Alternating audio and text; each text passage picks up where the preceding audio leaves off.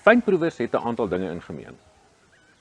Hulle hou van goeie kos, goeie wyn, goeie musiek en partykeer ook 'n goeie storie. Die fynproewer wil meegevoer word met 'n storie. Dit moet hom na plekke neem waar hy nog nie was nie. Maar dit moet ook daardie verrassingselement hê. Daardie kinkel in die kabel. Daardie einde wat jy glad nie verwag het nie. Kom geniet vanaand saam met ons 'n klompie interessante stories.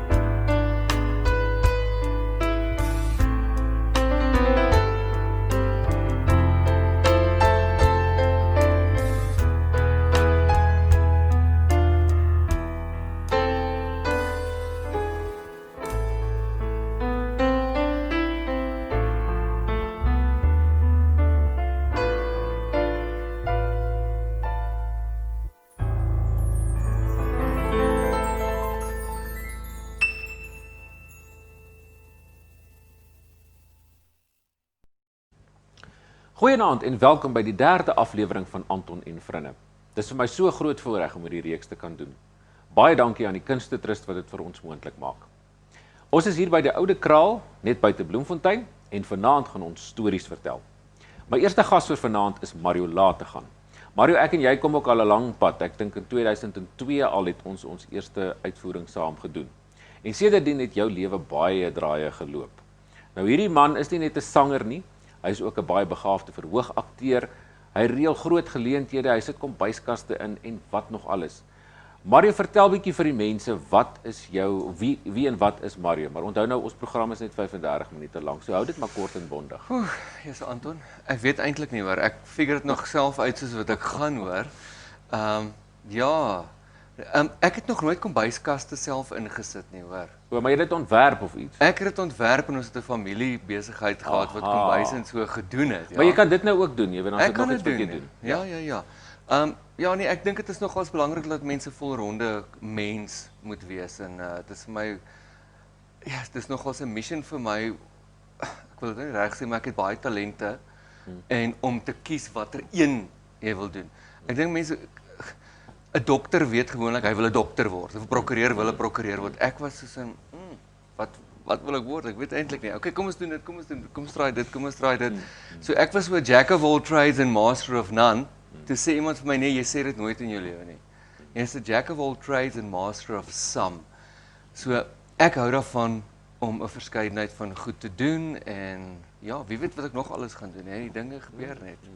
En een van die vele goed wat jy gedoen het was om verlede jaar vir Phoenix Productions te stig, waarvan ek ook deel is. Vertel 'n bietjie vir die publiek meer daarvan.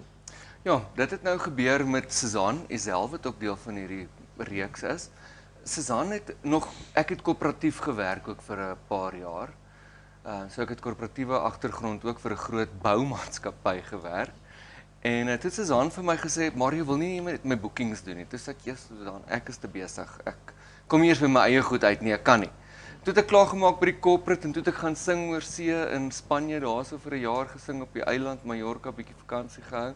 Lekker man. En ja, toe ek terugkom, toe sing ek en sy weer vir Arco, toe ons 'n produksie gedoen. Toe sê sy, "Wil jy nie asseblief met my boekings doen en my help met goed, want ek kan nie vir myself opstaan en nee sê vir goed nie." En dink ek, ja, kom ons doen dit, maar kom ek maak sommer nou 'n hele besigheid van dit. En toe die ding so gegroei en is nou soveel fasette en aspekte en goeters en dinge. So ons help kunstenaars met 'n verskeidenheid van goed en korporatiewe probleme en goed wat hulle het, soos 'n payslip en medies en pensioen en sulke klas van dinge en spaarplanne en so, want jy weet kunstenaars is nie altyd baie goed met die admin nie. Nee, ja. Ons is nie so. Ons is baie dankbaar daarvoor. Hierdie klavier waarop ek speel is eintlik Mario se klavier. So vertel vir ons 'n bietjie van die geskiedenis van hierdie klavier. Die klavier het ek gekoop by my sangjuffrou Alida van der Walt. So ek het op hom les gehad nou al vir 'n hele paar jaar en toe sê sy nee, maar sy wil nou 'n eetkamertafel sit. Sy bly in 'n meentuis in Langenevenpark. Sy wil 'n eetkamertafel sit waar die klavier staan, want sy gee nou by sentraal klas. Sy het nie meer 'n klavier nodig nie. Sê ek sal hom by haar koop. En toe sê ek vir ook dieselfde ding vir haar, vertel my 'n bietjie van die klavier. En toe sê sy hierdie klavier was spesiaal gemaak vir Mrs B van Unisie. Ja, ek onthou goed vir Mrs B. Sy was 'n begaafde pianis as kind gewees. En toe het haar maale hierdie klavier vir haar spesiaal laat maak. Soos jy sien 'n gewone baby grand en net die een kant 'n ronding. Hierdie ene het Hy gaan so het so ja. Ja. Daar was 'n maatskappy van Engeland af ek dink. Wat in Suid-Afrika was en toe het haar maale hierdie klavier vir haar gemaak.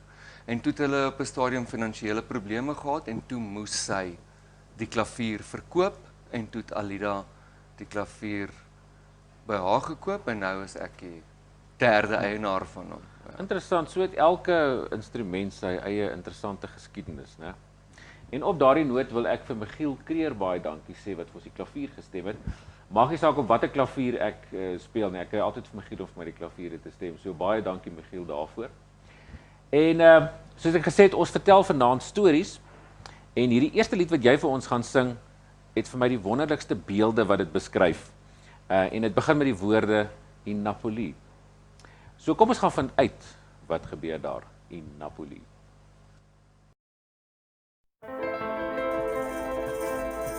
In Napoli, where love is free, when boy meets girl, here's what they say.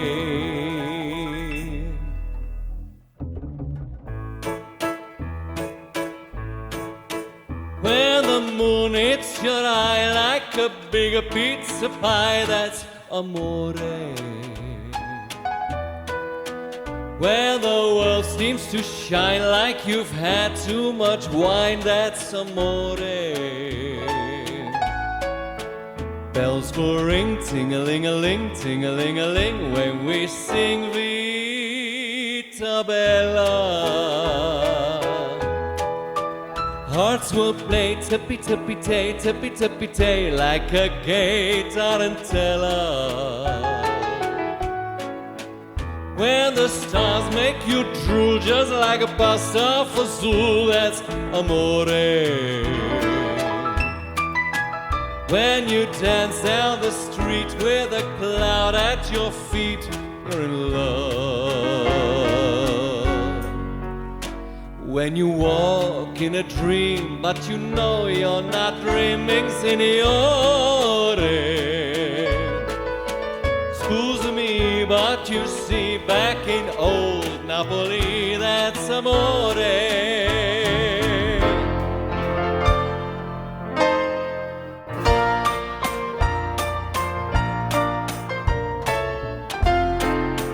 That's amore.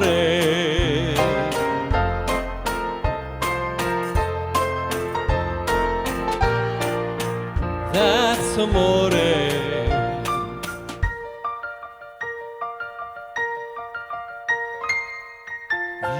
Vita bella.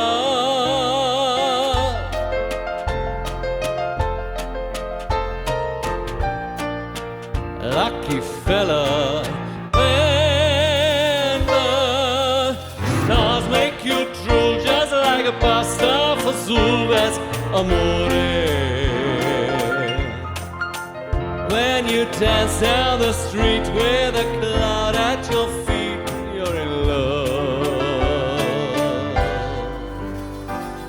When you walk in a dream, but you know you're not dreaming,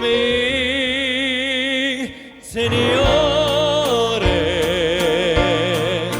Scusa me, but you see, back in old Napoli, that's amore, amore, that's amore.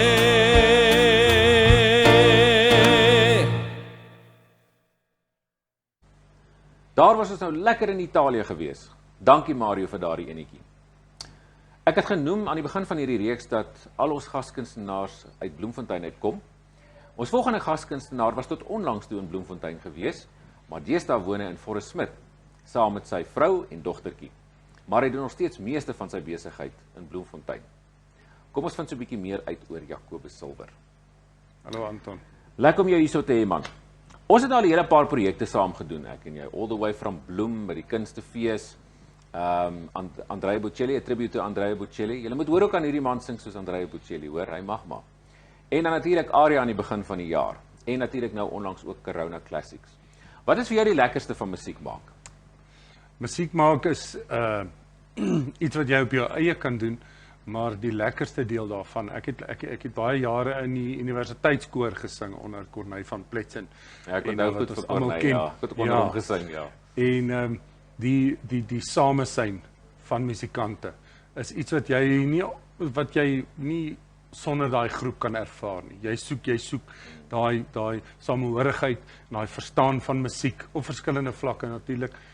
Maar musiek maak is ook 'n lekker, jy kan dit verskriklik aanpak en vreeslik aandpakke in grand met rooi wyn en allerlei dinge, of jy kan by die vuur sit met 'n bier en 'n gitaar en alles is musiek. En musiek is 'n taal op sy eie. Musiek is vir my nie iets wat woorde noodwendig nodig het om emosie en samehorigheid onder mense te skep nie. So dit is vir my die lekkerste. Ja. Praat in alle tale. Ek en jy het, soos ek net nou genoem het, al 'n hele klompie projekte saam gedoen en All the Way from Bloem was natuurlik 'n baie groot projek gewees.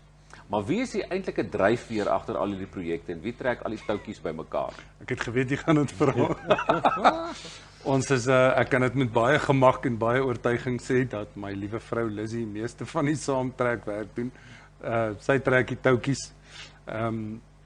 Sy betaal my salaris aan die einde van elke maand. My vrou het net 'n ongelooflike manier om administratief op te tree. Alhoewel sy self 'n baie goeie kunstenaar is, sy skilder baie mooi en sy kan goed musiek doen ook, sy het 'n trekklavier opgetel en hom begin speel. Binne 'n jaar het sy alself geleer om trekklavier te speel en ordentlik te speel. So, maar Lizzie doen al die werk agter die skerms, maar dis soos ons almal weet, is dit eintlik die groot werk.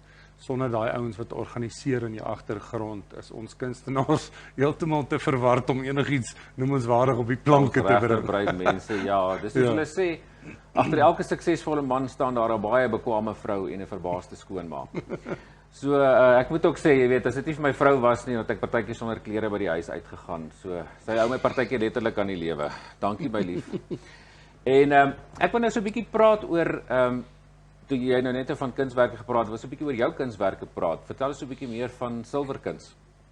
Silwerkuns is iets wat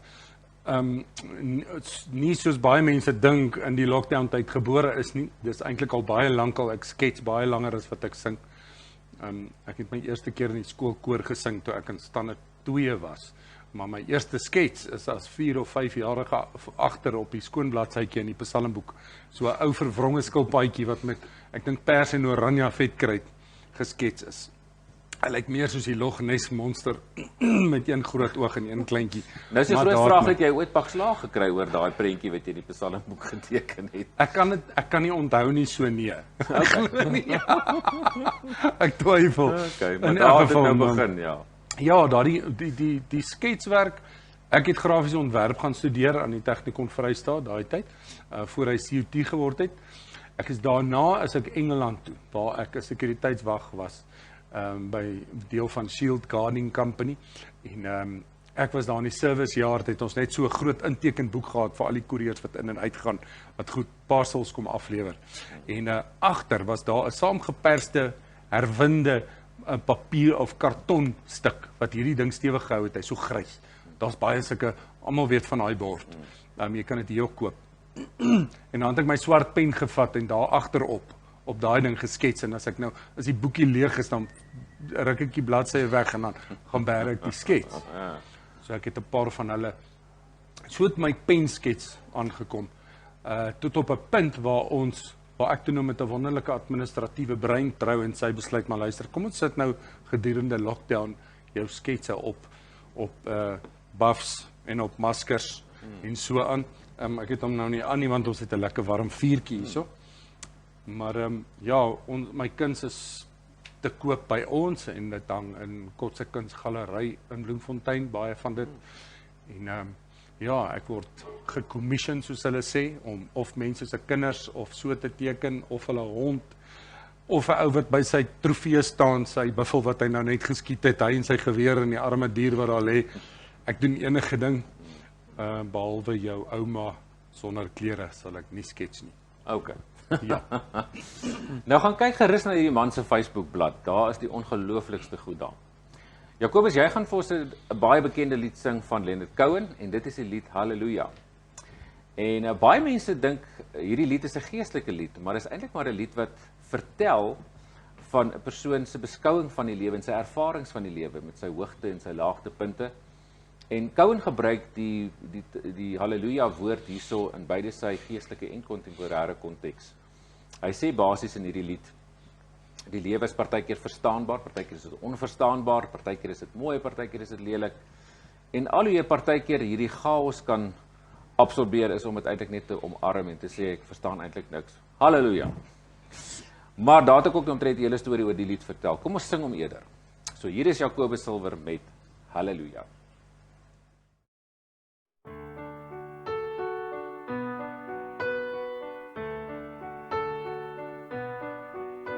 I've heard there was a secret chord that David played and it pleased the Lord.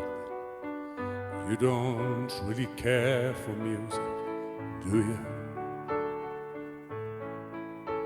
It goes like this: the fourth, the fifth, the minor fall, the major lift, the baffled king composing hallelujah, hallelujah, hallelujah, hallelujah.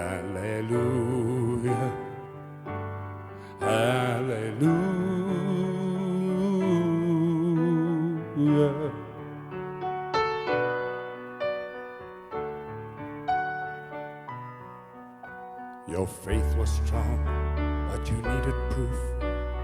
You saw her bathing on the roof, her beauty and the moonlight overthrew you.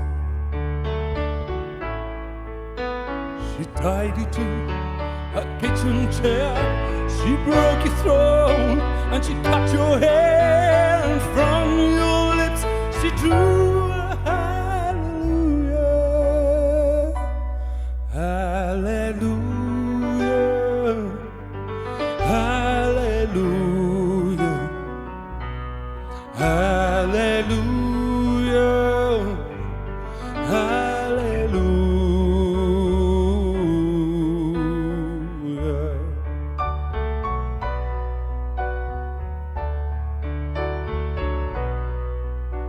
Now, baby, I've been here before. I've seen this room, I've walked this floor. I used to live alone before I knew you. I've seen your flag on the marble arch, but love is not a victory march.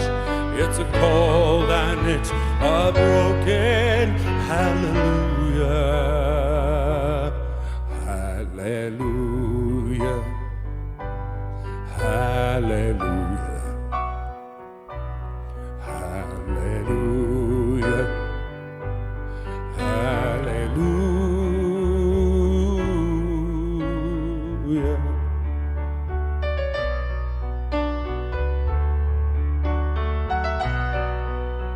I did my best, but it wasn't much.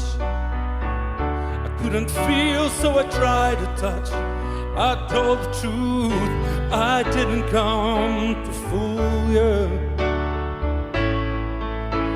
And even though it all went wrong, I stand before the Lord of song with nothing on my tongue but hallelujah, hallelujah.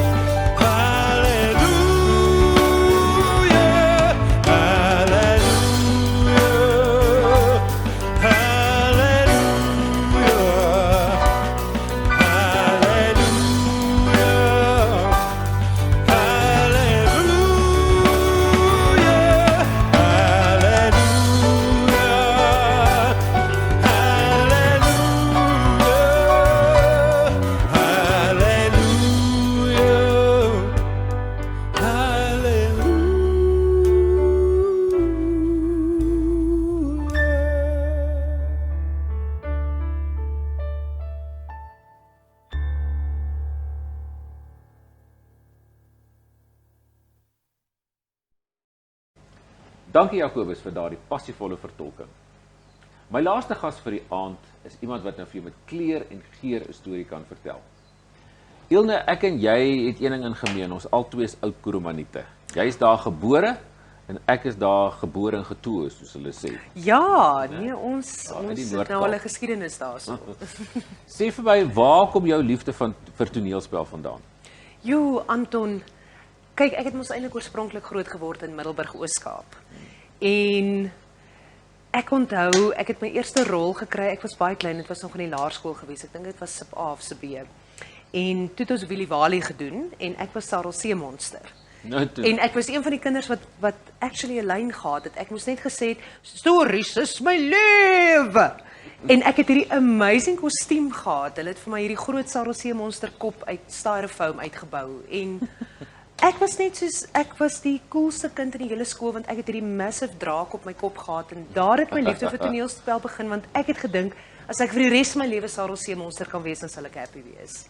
Ja, maar dit gaan oor die reaksie wat jy gekry het van die kinders. Ja, en ek het hierdie groot voortande gehad en wel, Lekker. kan jy toe nog glo, op die ou end van die dag toe is stories nou my lewe, want dit is nou wat ek doen vir 'n lewe. Ja. En jy doen baie eenvrou vertonings. Is dit jou gunsteling tipe gig? Eenvrou vertonings, dit is nou een van my gunsteling genres ook. Ek dink op hierdie stadium het maak dit net bietjie makliker, want jy is half aan jou eie genade oorgelaat. Dit is nie meer akteurs en klomp mense en tegniese spanne wat jy nodig het nie. Jy's eintlik maar op jou eie. So om rehearsals te doen is makliker, die proses is net vinniger, maar ek het ongelooflike respek vir die genre en dit is beslis een van my gunstelinge. Nou, jy gaan vanaand ook vir ons 'n lekker storie vertel wat jy self geskryf het. Waar kry jy hierdie idees vir jou stories? Anton, my idees kom van mense af. Dis my grootste inspirasie en ek sal baie keer, ek is baie goeie waarnemer. So al staan ek in die diskem of in die spar en ek sien 'n tannie wat oor haar trolley hang of ek luister partykeer 'n bietjie gesprekke af en dan dink ek, ja, daai is nou 'n lekker storie of hierso sit 'n juweel van 'n karakter. So mense is maar grootendeels my grootste inspirasie vir stories. Nou toe. Ilne gaan nou vanaand vir ons 'n storie vertel. En ek gaan probeer om musiek daarmee saam te speel om nou die atmosfeer te skep. Ek hoop nie ek beduiwel jou storie heeltemal nie. Nee, Anton, ons gaan mekaar voel. Nee, jy gaan net sien. Ja, nou maar goed. En hier is Ilne dan met die storie van Alfie.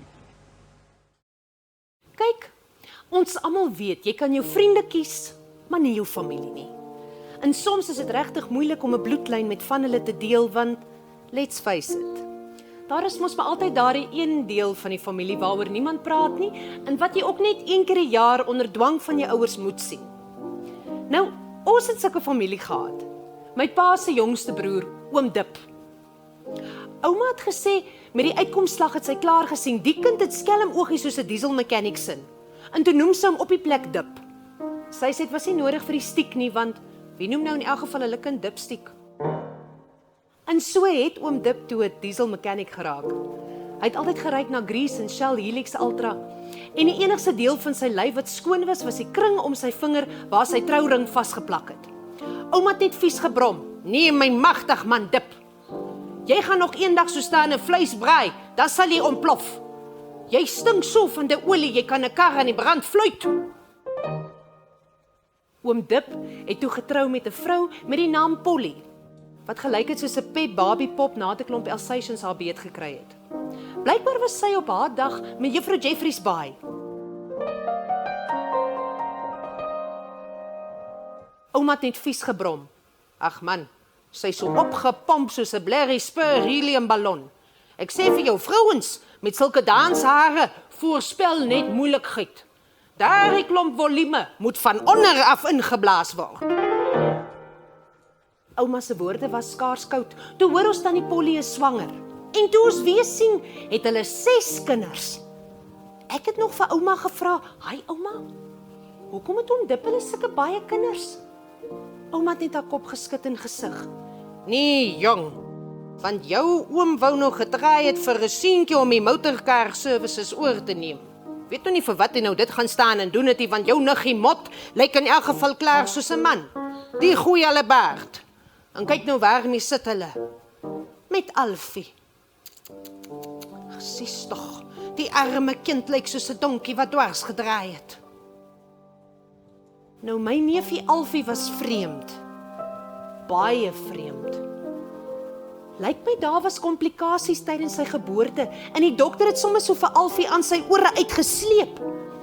En toe het hy blykbaar dieselfde gehoor stimuleer en daar gaan Alfie se ore aan te groei sonder ophou. Alfie word 3 keer gedoop, want sy ore is so groot dat die water nie om sy voorkop kan val nie.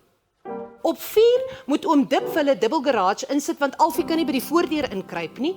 Op 6 word al die deure vervang met skuifdeure en op 10 is Alfie se ore so groot dat hulle hom buitekant onder die lapa laat slaap. So raak dit nou tradisie dat oom Dip, tannie Polly, die 5 niggies en Alfie elke Kersfees vir ons kom kuier. Ouma sleep vir Alfie 'n king size matras binne in die sitkamer in. En dan begin sy alles toe te draai met glad wrap. Van die potplante, die plasma skreen en haar wynglase en sy steek aan Noritaki teekoppies diep weg onder in die spens.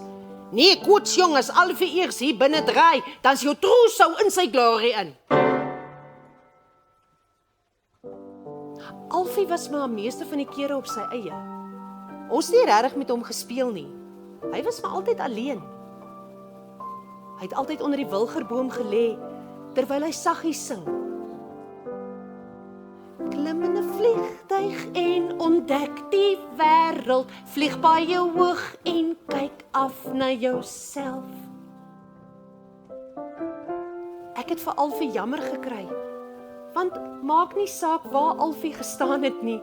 Hy en sy ore was altyd in die pad. Ek het langs Alfie gaan sit en skielik het ek nie geweet wat om te sê nie. Eendag gaan ek wegvlieg. Tot hoog deur daar waar die wolke is. Ouma was reg. Alfie se gene is heeltemal opgemix. Nou, hoekom sal jy nou so iets wil doen? Van die wolke is alleen, soos ek. Ek weet, want ek kan hoor as hulle huil. Ek moet gaan. Alfie het verdwyn om die garage se hoek. En daardie aand, toe speel ons eendag as ek groot is. Nou hoe dit werk is, jy moet uitbeeld wat jy wil word en dan moet die ander raai. Alfie het opgespring en sy arms op en af begin flap en flap en flap. Sy ore het so geklap dat die hele buurt se honde begin chanker, want hulle het gedog as firecrackers wat afgaan. Ouma het hom gekeer, Alfie, bedaar, my kind, bedaar. Wat wil jy eendag word as jy groot is? Ek gaan eendag 'n pilot word. Ons het almal uitgebars van die lag en ouma het gesê, nee, kotsman Alfie. Alfie my kind, jy moet jou talente gebruik. Word eerder 'n sielkundige of 'n dominee. Kyk, met daardie 2 ore van jou sal jy moeiteloos na die verdruktes gaan luister. Alfie het vies uit die sitkamer uitgestorm en 'n gat dwars deur die kombuis geloop. Die volgende oggend vroeg storm Mot by die TV-kamer in. Pa moet kom kyk. Alfie het vir hom 2 vlerke in sy arms vasgebind. Hy staan op die dak. Ag man, sê vir Alfie hy moet afklim. Alfie, jy neek met die antenne man, die blou bulle skop oor 10 minute af. Ons storm almal buitekant toe. Alfie staan op ouma se dak. Aan sy arms het hy 2 groot rooi kartonvlerke vasgebind. Niemand sê 'n woord nie.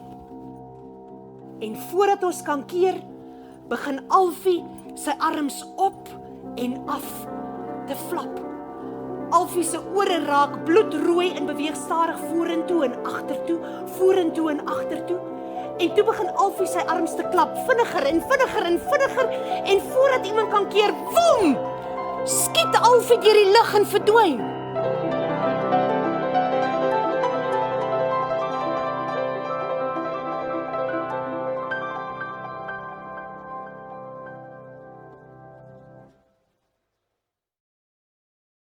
Ons het nooit vir Alfie gesien nie. Die koerant het ons laat weet dat iemand 'n rooi kartonvlerk opgetel het in Keetmanshoop en die ander een in Appington. Deesdae as ek verlang, dan kyk ek op na die wolke en ek maak wolkeprentjies. En skielik, dan voel ek nie meer so alleen nie. Want as ek mooi luister, kan ek sweer, ek hoor vir Alfie sing.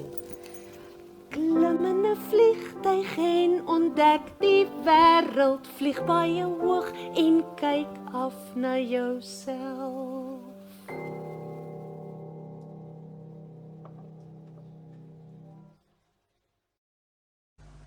Nou ja, ons hoop julle het die storie geniet. Baie dankie Ilne dat ek die storie saam met jou kon vertel. As julle graag vir Ilne wil bespreek, haar kontakbesonderhede as ook die van Mario en Jacobus verskyn onderaan hierdie video. Bespreek gerus hierdie mense, jy sal nie spyt wees nie.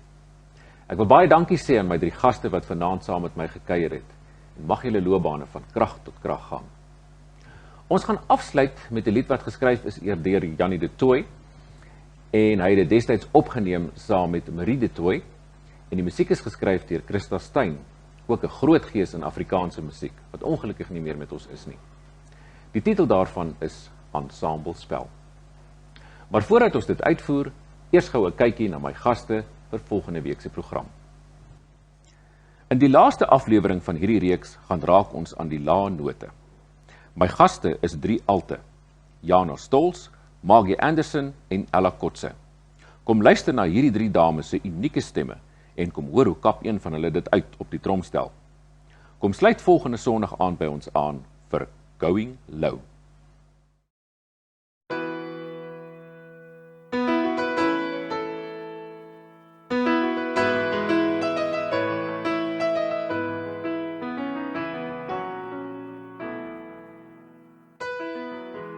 Kollig vol waar ons gaan, die vertrede, die intrige, ons speel virtuoos, natuurlijk soos twee hoogs ervare sterre in die glanstheater, speel so oortuigend vanaand, met talent en techniek en verstand. Die vertoning is suksesvol, die gehoorstem blijkbaar staan.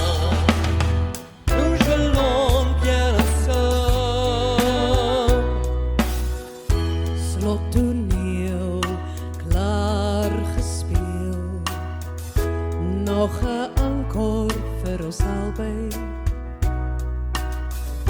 Skares juig, duidelik oortuig, ons wat hande vir 'n laaste buiging, speel so oortuigend vanaand, dat die beste die het in die land. Die vertoning is uitstekend, kritici sal dit beaam. Ons is baie goed saam.